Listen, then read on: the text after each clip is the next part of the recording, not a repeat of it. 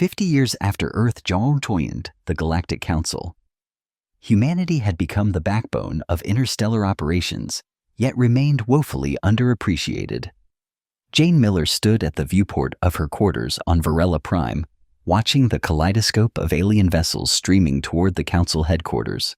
The central spire of the building pierced the lavender sky like a silver needle, its tip occasionally flashing as it caught the light of the twin suns. "Ambassador Miller, you're due at the Council chamber in 20 minutes. Her assistant's voice chimed through the comm. Jane smoothed down her simple blue uniform, the standard attire for human representatives. Unlike the elaborate regalia of other species, Earth's diplomatic corps had opted for practicality over ostentation. It was emblematic of humanity's role in the galaxy: functional, reliable, unassuming. "Thank you, Thomas. Is everything prepared?" "Yes, Ambassador. The Earth contingent is standing by. All 7,432 human workers across the station have been briefed." Jane took a deep breath. Then it's time. The hallways of the Council building were a marvel of engineering, perfectly climate-controlled to accommodate dozens of species with different atmospheric needs, gravity preferences, and temperature tolerances. Jane passed several maintenance workers, all human, adjusting environmental controls. They nodded respectfully to her, aware of what was coming. The Great Council chamber was a vast amphitheater with delegate seats arranged in concentric rings around a central speaking platform. The most powerful species, the Archeans, with their energy manipulation technology, the Zorlak Imperium, with their vast fleets, the Myriad Collective, with their quantum computing capabilities, occupied the innermost rings. Earth's seat was in the outer periphery, alongside other developing civilizations. Jane took her position on the speaking platform, looking up at the hundreds of alien representatives.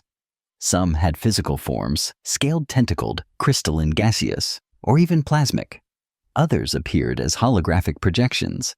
The chamber hummed with translation systems, another sector where humans excelled but received little credit. "Esteemed representatives of the Galactic Council," Jane began, her voice steady. "For 50 years, humanity has served the galactic community with distinction. Our people compose 70% of the logistical workforce, translation services, medical support, and operational management across Council space." Several delegates shifted uncomfortably. The facts were indisputable but rarely acknowledged. Yet despite our essential contributions, Earth remains classified as a Category 3 civilization, granted observer status, but denied full membership and voting rights. 6. The Archean representative leaned forward, his mercury-like skin rippling with mild irritation. "Ambassador Miller, your species has only recently developed faster-than-light capabilities. Council protocols are clear.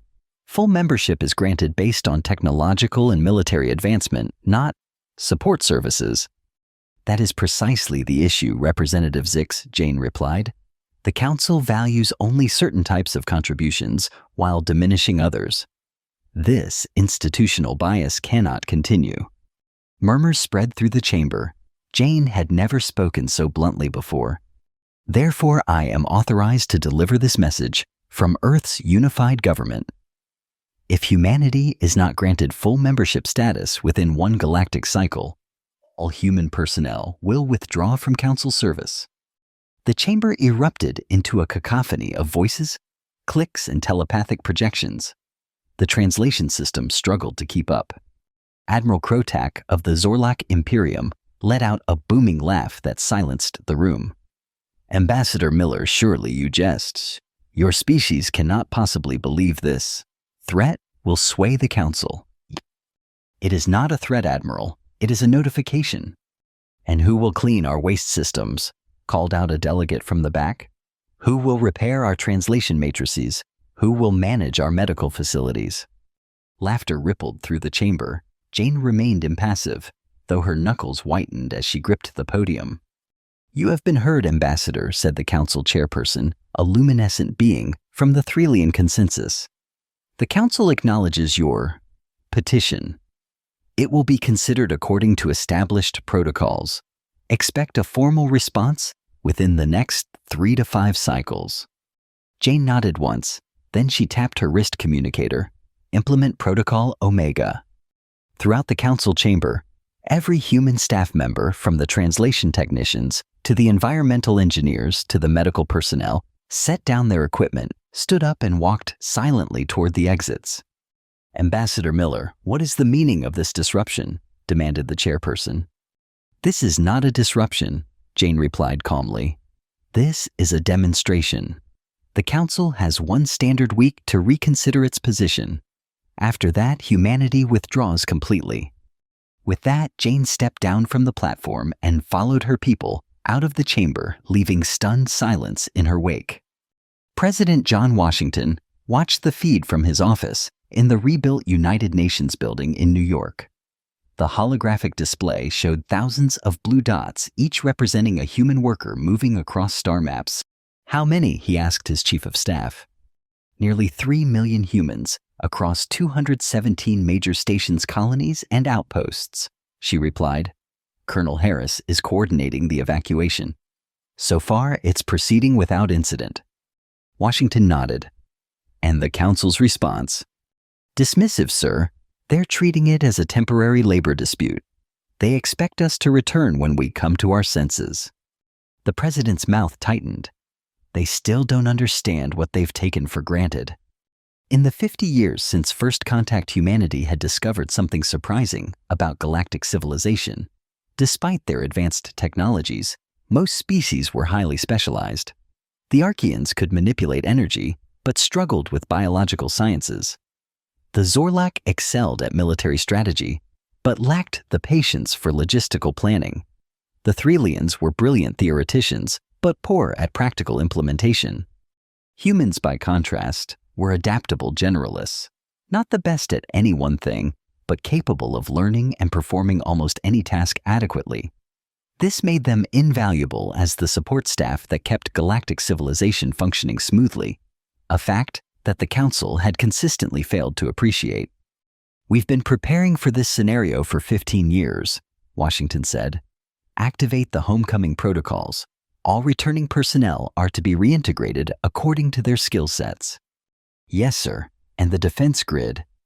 Maintain alert status, but take no aggressive actions. This isn't a military operation, it's a labor negotiation on a galactic scale. Back on Varela Prime, the effects of the human walkout were already becoming apparent. The Central Hub's environmental systems were the first to show signs of strain. Temperature fluctuations occurred in several sectors as the automated systems, lacking their usual human maintenance, struggled to adjust to the varied needs of different species. Zix, the Archean representative, was in mid-conversation with a Thralian diplomat when the translation unit between them sputtered and died. What? Happening? The Thralian's words came through partially linguistic gaps, rendering the sentence barely comprehensible. System recalibration. A computerized voice announced. Human technicians unavailable. Alternative solutions processing. Throughout the Council headquarters, similar scenes were unfolding. The food synthesis units in the dining facilities produced meals with incorrect molecular structures. The waste management systems began backing up. The quantum communication arrays that linked the Council to thousands of worlds experienced increasing latency and data corruption. This is merely an inconvenience, Krotak declared at the emergency session convened 2 days later. Our species managed space travel long before encountering humans. We can certainly handle basic operational functions without them. But as the days passed, the inconvenience grew into something more serious. On the Rimward Medical Station, Helios Ni. Numen, a facility staffed primarily by human doctors and nurses. The departure of personnel left only a handful of alien medical practitioners to care for thousands of patients. These remaining doctors were skilled but unfamiliar with treating multiple species. We need the human medical records. A myriad physician complained. Where are they stored? In something called Jim's Notes Locker 47. Another doctor replied in frustration. But none of us can decode their organizational system. Meanwhile, on the Mercantile Exchange Station, the absence of human financial analysts and translators led to a series of catastrophic misunderstandings between trading species. The Carxian word for investment was mistranslated as hostile acquisition, triggering a market panic that wiped out trillions in value overnight. By the end of the first week, President Washington's holographic map showed nearly all the blue dots had returned to Earth or were en route. The massive repatriation effort was straining Earth's resources, but decades of preparation were paying off. Returning specialists were being rapidly integrated into Earth's infrastructure, their experience with alien technology providing a substantial boost to human advancement. "Sir," his chief of staff reported, "we're receiving distress signals from 17 major stations and 32 outposts. Critical systems failures are imminent on at least 5 of them." Washington's expression remained impassive. "Forward all distress signals to Colonel Harris. Humanitarian aid can be dispatched where lives are at risk, but our personnel remain on Earth unless the Council meets our terms." Jane Miller had taken up residence in the former Council liaison office in New York. Her sparse quarters reflected her practical nature. Few personal items, mostly data pads and communication equipment. A small bonsai tree, a gift from the Japanese delegate, sat on her desk, the only touch of softness in the utilitarian space. A chime announced an incoming transmission. Jane activated the holographic display to see a familiar face, Maria Lopa, formerly the chief translator for the Council Assembly. "Jane, you wouldn't believe what's happening," Maria said, her eyes bright with a mixture of amusement and concern. "The Xerillian and Fexian delegations nearly came to blows because the automated translator converted a formal greeting into a territorial challenge.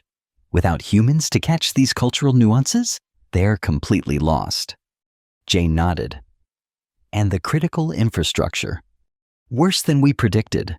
Dr. Paul Adams just reported from the medical division. The Helios 9 station has had to evacuate 3 levels due to life support failures. They've lost 62 patients, not from complex medical issues, but from basic environmental malfunctions that any human technician could have fixed in minutes." Jane closed her eyes briefly, a flash of pain crossing her features. Those deaths weren't necessary. "No, they weren't," Maria agreed solemnly. "But the Council's stubbornness made them inevitable." Another chime interrupted them, an urgent priority message. Jane opened the channel to find the stern face of Colonel Jack Harris. "Ambassador, we've got a situation. The Archean Central Power Core is experiencing cascade failures. Without intervention, it will destabilize within 48 hours. If that happens, half the sector could be affected," Jane finished for him. "How many lives are we talking about?" "Millions at minimum, and not just Council citizens. There are neutral worlds in the blast radius." Jane's mind raced. This was the ethical dilemma she had dreaded how far to push before innocent lives outweighed the principle at stake. Send a specialized team, she decided. Minimum personnel, maximum discretion. Make it clear this is a humanitarian exception, not a reversal of our position. Harris nodded sharply. Already assembling the team. They'll deploy within the hour. As the second week began, the Galactic Council finally convened an emergency session. The chamber, usually a model of order and decorum, was in disarray. Environmental suits had become necessary for some species as the atmospheric controls continued to fluctuate. Translation devices glitched intermittently, causing frequent misunderstandings and delays. "This situation has become untenable," the chairperson announced. 5 major stations have now lost primary power. 12 worlds are facing medical crises. Trade has collapsed by 73%. The galactic banking system is unable to maintain currency valuations without human financial analysts.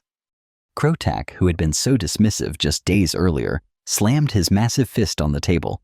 "Where is the Archean delegation? Their power core nearly destroyed an entire sector." "The Archean delegation," the chairperson replied with obvious strain, "is currently engaged in emergency consultations with a human technical team that arrived to prevent catastrophic failure of their systems." A murmur ran through the assembly. "The humans sent help?" asked a previously silent delegate from the outer ring. "Yes. Despite our position, they responded to the humanitarian crisis. The technicians have stabilized the core, but refused to stay beyond the emergency." Zix, who had just returned from witnessing the human intervention firsthand, rose to speak. His mercury-like form was less lustrous than usual signs of stress, evident in his fluctuating surface. "I have observed these humans at work," he said, his voice unusually subdued. "A team of just 7 individuals accomplished in hours what our best engineers could not solve in days. They used no advanced technology, just something they called Jim's notes, and what appeared to be primitive handheld tools." He paused, his form rippling with what appeared to be the Archean equivalent of embarrassment. One of them, a maintenance worker named Rodriguez, explained that our power core was based on principles similar to Earth's fusion reactors. He had maintained such systems for decades and recognized the harmonic disruption pattern. The solution was documented in these Jim's notes, apparently an informal knowledge repository passed among human technicians. The chamber was silent now, all attention focused on Zix. I asked why such critical information was not in our official technical databases. He said, and I quote, "Because nobody ever asked us to put it there. We just fix things and move on." The implications settled heavily on the assembly. For decades, they had relegated humans to support roles without ever considering the vast practical knowledge they were accumulating, knowledge that now appeared essential to the functioning of galactic civilization. After several moments of uncomfortable silence, the chairperson spoke again. "It appears we must reconsider our position. I propose an emergency vote to dispatch an envoy to Earth with full negotiating authority regarding human membership status." The motion passed unanimously, the first such consensus in over 30 council sessions. 3 days later, Jane Miller stood in the Grand Assembly Hall of the United Nations, facing the most unusual diplomatic delegation in Earth's history. 12 species were represented, including several from the Council's inner ring. Their discomfort at being on human territory was palpable, but so was their desperation. Ambassador Miller began the Threlian envoy who had been chosen as spokesperson. "The Galactic Council acknowledges receipt of Earth's petition for full membership status. After careful consideration of recent events, the Council is prepared to grant this request effective immediately." Jane remained impassive. That is no longer sufficient. The delegation exchanged glances. The Threlian's luminescence flickered with surprise. "I don't understand. This is precisely what Earth demanded." "What Earth demanded 2 weeks ago," Jane clarified. "The situation has evolved. Humanity has demonstrated not merely our right to membership, but our fundamental importance to galactic operations." "What more do you want?" asked Zix bluntly. "Comprehensive recognition of humanity's essential role. A complete restructuring of how the Council values different forms of contribution. Equal representation for practical expertise alongside technological and military power. And a guarantee that no species will ever again be relegated to second-class status based on arbitrary metrics of advancement." President Washington, seated beside Jane, leaned forward. "You built a galactic society that cannot function without us, yet refused to acknowledge our importance. That ends now. Humanity returns, not as supplicants grateful for admission, but as equals demanding recognition." The delegation conferred among themselves, their translator units hastily repaired, but still glitching, occasionally struggling to keep pace with their various communication methods. Finally, the Threlian spoke again. "Your terms are unprecedented, but recent events have made the cost of refusal clear." The being's light pulsed in what humans had learned was a sign of formal commitment. "The Council accepts your conditions in principle. We request technical assistance to restore critical systems immediately while formal agreements are drafted." Jane and Washington exchanged glances. This was the moment they had worked toward for years, not just membership, but transformation of the system itself. "Agreed," Jane said. "Colonel Harris will coordinate the return of essential personnel. but full workforce restoration depends on formal ratification of our agreement. The relief in the chamber was palpable. Within hours, specialized human teams were boarding transports bound for the most critical facilities. Priority was given to life support systems, medical facilities, and power generation areas where failure meant loss of life rather than mere inconvenience. Over the following days, the formal agreement took shape. It called for the establishment of a new council structure, one that recognized diverse forms of contribution. Military might and technological advancement would no longer be the sole metrics of status. Practical expertise, administrative capability, diplomatic skill, and cultural adaptation would be equally valued. Most significantly, a new Galactic Technical Diplomatic Corps would be established, an organization dedicated to sharing practical knowledge across species. Humans would lead the training efforts, teaching other species the generalist skills that had proven so crucial. 2 weeks after the walkout began, Jane stood once again on the central platform of the council chamber. The room was different now, repairs were still underway, and many systems functioned only partially. But the most striking change was in the arrangement of seats. The rigid hierarchical rings had been temporarily abandoned in favor of a more egalitarian configuration. Today marks a new beginning for galactic cooperation, Jane began. Humanity returns to council space, not as servants, but as partners. The crisis we experienced demonstrates a fundamental truth. No single species should bear all burdens, but neither should any species be undervalued. She looked around the chamber, meeting the yaces or sensory apparatuses of dozens of species. Diversity is our greatest strength only when we recognize the value in all forms of contribution. A society that functions only through the unacknowledged labor of others is built on a foundation of sand. Zix, now appointed as liaison to the new Technical Diplomatic Corps, rose to speak. The Archean Collective acknowledges the wisdom in Ambassador Miller's words. Our technological advancement blinded us to our practical limitations. We propose that the first initiative of the new Corps be the compilation and standardization of the human knowledge repository known as Jim's Notes. A ripple of agreement moved through the assembly. Jane suppressed a smile. Jim's Notes, named after James Chen, a maintenance engineer who had started the informal knowledge base decades ago, had become legendary in the aftermath of the crisis. What began as handwritten troubleshooting guides passed between human workers had evolved into an extensive database of practical solutions, workarounds, and fixes for virtually every system in council space.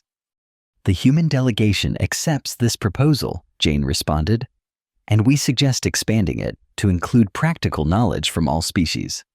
There is much we can learn from one another when we set aside preconceptions about what constitutes valuable knowledge.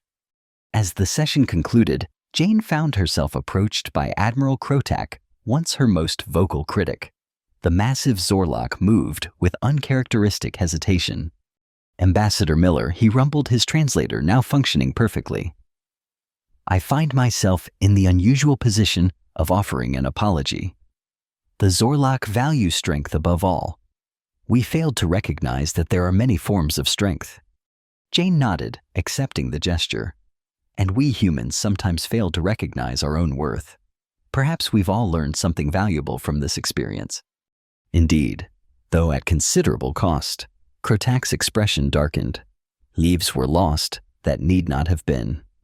A burden we all share, Jane acknowledged. The best we can do now is ensure it never happens again. As she left the chamber, Jane's communicator chimed with a message from Earth. President Washington's voice came through clearly. Congratulations, Ambassador. The Council's formal ratification came through. We've achieved everything we aimed for. Thank you, Mr. President. The real work begins now. Indeed it does. But you've laid a solid foundation. Humanity's place in the galaxy is finally secure. Jane looked out at the busy corridor, where humans now worked alongside other species, instructing them, learning from them, collaborating as equals. A Fexian engineer was discussing power coupling modifications with a human technician. A human doctor was demonstrating surgical techniques to a fascinated Myriad medical student. Not just secure, Jane replied, watching the interactions with satisfaction. Essential. The president's chuckle came through the communicator. I had my doubts about this strategy, you know. Withdrawing completely was a gamble. Sometimes you have to walk away to remind others of your value, Jane said. But what matters now is that we're walking back in on our own terms. As she made her way to her quarters, now relocated to a section befitting Earth's new status, Jane reflected on the transformation that had occurred in just 2 short weeks. The old order had not merely bent.